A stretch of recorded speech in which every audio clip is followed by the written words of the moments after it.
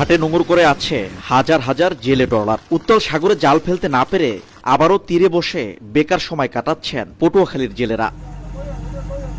জেলেরা জানান, আশা নিয়ে গভীর সাগরে যান তারা। এরই মধ্যে শুক্রবার দুপুরে উত্তাল হতে শুরু করে সমুদ্র। প্রচণ্ড ঢেউয়ের কারণে টিকতে না পেরে অনেক জেলেই জাল না ফেলে চলে আসেন তীরে।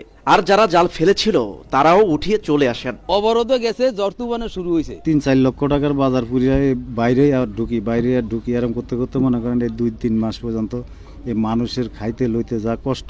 সামুদ্রিক মৎস্য কর্মকর্তা জানান, জলবায়ু পরিবর্তনের কারণে হঠাৎ করেই সমুদ্রে আবহাওয়া খারাপ হয়ে যাচ্ছে। যখন আবহাওয়াটা আমাদের অনুকূলে আসবে তখন আর এই সমস্যাটা হবে না এবং আমাদের জেলেরা তাদের কাঙ্ক্ষিত মাছ পাবেন।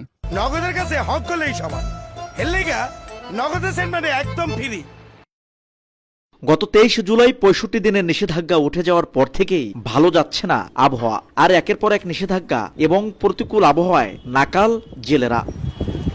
একদিন মাছ না ধরলে যেসব জেলের ঘরে ভাত জোটে না, তারা কর্মহীন হয়ে ঘরে বসে আছেন প্রায় ২.৫ মাস ধরে। এই অবস্থায় সংসার চালাতে গিয়ে চরমভাবে ঋণের জালে জর্জরিত হচ্ছেন উপকূলের জেলে পরিবারগুলো। শিকদার জাবির